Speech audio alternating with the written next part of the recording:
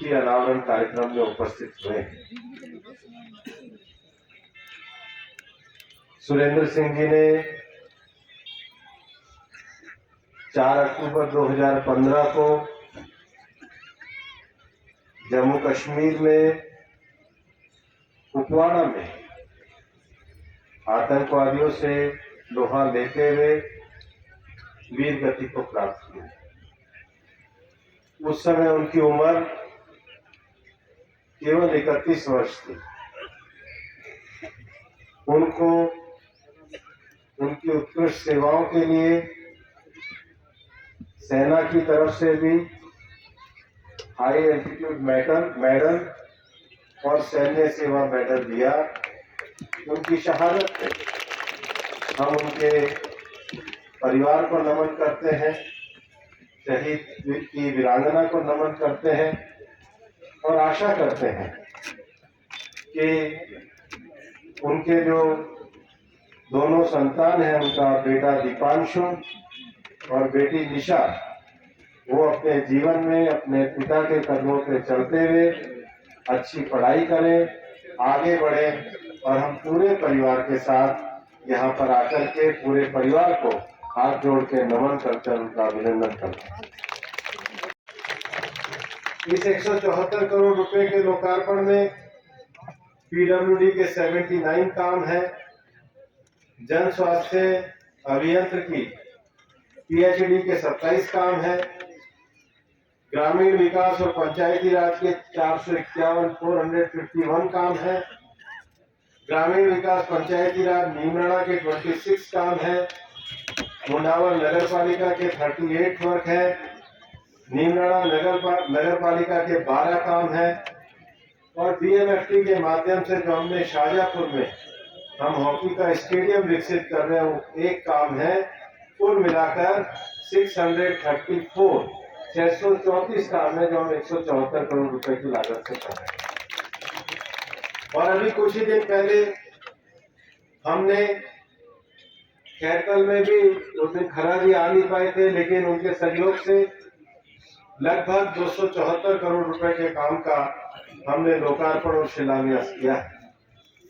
मैं आपको ये भी कहना चाहता हूं कि मुंडावर में जो हमारा सागर जलाशय है उसके भी पुनरुद्धार का काम आज हमने शुरू करा है और फेज 1 में आज 30 लाख रुपए की लागत से उसके जीर्णोद्धार का काम और अच्छा क्रिकेट मैदान बनाने का काम हमने शुरू किया है। मैं माननीय मुख्यमंत्री जी को इस बात के लिए धन्यवाद देना चाहता हूं कि हमने अलवर में अपने लोकसभा क्षेत्र में विशेष रूप से ग्रामीण क्षेत्र में डेयरी अच्छी चले इसके लिए हमने उनके सामने योजना रखी। हमारे अलवर डेयरी की क्षमता 1.25 लाख लीटर पर डे की थी। ये जो प्लांट भी बना था ये 1975 में बना था, आज 50 साल हो गए थे, उसमें एक भी चीज थोड़ी सी भी आगे नहीं बढ़ी। हमने माननीय मुख्यमंत्री जी को ये कहा कि हमें नए प्लांट की आवश्यकता है और नए प्लांट में हम ज्यादा अच्छी तरीके से केवल कच्चा दूध ना बेच करके अगर दही, पनीर, घी, मक्खन, चॉकलेट ऐसे उत्पाद अगर हम बढ़ाएंगे तो हमारे किसानों की आय में वृद्धि होगी, हमारे महिलाओं के रोजगार में वृद्धि होगी। अगर हमारी डेयरी 5 लाख लीटर की क्षमता की होगी तो हम उसके परिवहन में, पैकेजिंग में, कोल्ड स्टोरेज में, सप्लाई चेन में नए रोजगार खड़े कर सकेंगे। माननीय मुख्यमंत्री जी ने कहा कि मैं निश्चित रूप से कार्य करूंगा और इस बजट की घोषणा में उन्होंने फेज 1 के लिए हमें 200 करोड़ रुपए की राशि आवंटित करी है। हमारी डीपीआर तैयार है। कहा करते थे कि आने वाले समय में अगर ये जो हमारा जिला इस समय जो है, हमारे जिले में भिवाड़ी में तो औद्योगिक क्षेत्र है, लेकिन इस औद्योगिक क्षेत्र का लाभ अगर हमारे जिले के अंदर के क्षेत्रों को भी मिलेगा तो उसका लाभ होगा। इन सब ने जो इस समय एक बहुत मांग करी थी कि रानौत में इंडस्ट्रियल एरिया होना चाहिए, मैं मुख्यमंत्री जी को बधाई देना चाहता हूं कि मुंडावर के रानौत में उन्होंने इंडस्ट्रियल एरिया डिक्लेयर किया है और उसके साथ ही साथ दूसरा नीमराणा के क्षेत्र में भी नए औद्योगिक क्षेत्र की बात करी है।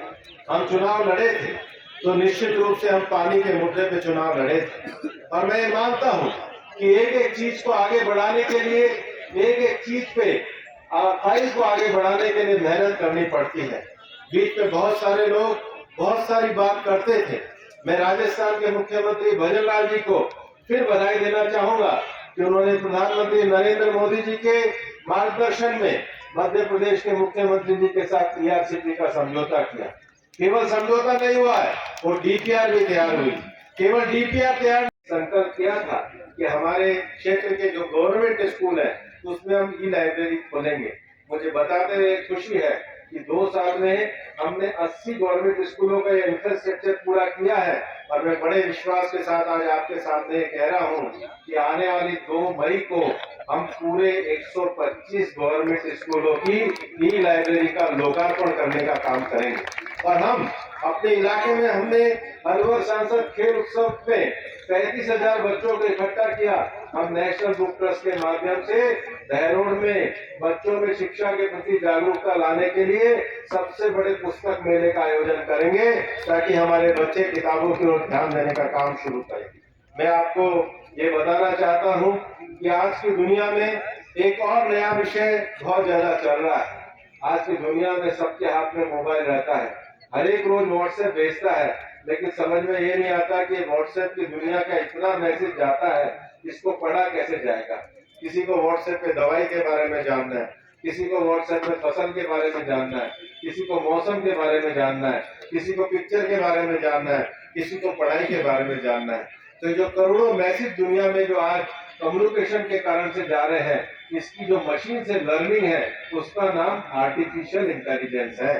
प्रधानमंत्री नरेंद्र मोदी जी देश के भविष्य को पहचानते हैं, और देश के भविष्य को पहचान कर लो। कांग्रेस के समय में मनरेगा 100 दिनों के लिए थी। प्रधानमंत्री नरेंद्र मोदी जी मनरेगा को अब खत्म करके जी राम जी 125 दिन के लिए लेकर के आए हैं। हमने 25 दिन बढ़ाने का फैसला किया। अंतर क्या आया है?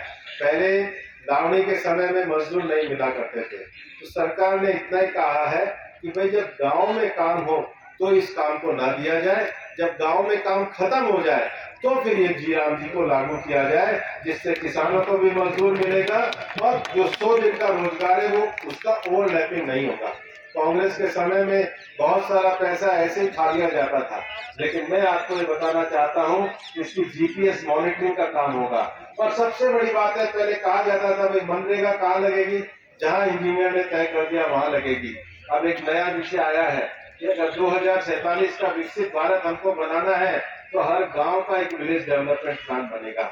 विलेज डेवलपमेंट प्लान माने हमारे गांव में स्कूल, सड़क, हॉस्पिटल, या अगर ये नहीं है तो जो डेवलपमेंट प्लान होगा, गांव के डेवलपमेंट प्लान और गांव की सिफारिश के आधार पे मनरेगा की मजदूरी लगा करेंगे।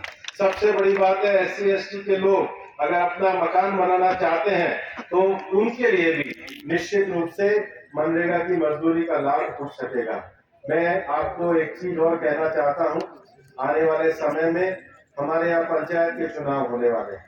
आप एक बात का ध्यान रखना कि पंचायत के चुनाव में आपको निश्चित रूप से इस बात पर विश्वास रखना है कि हम और हमारी टीम ये मिलकर के विकास के लिए लगे रहे हैं।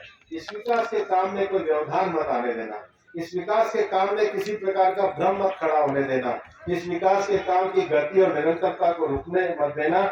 इसलिए पंचायत में भारतीय जनता पार्टी के अच्छे जनप्रतिनिधियों का आपका आशीर्वाद मिले, इसके लिए मैं आपसे प्रार्थना करने आया हूँ।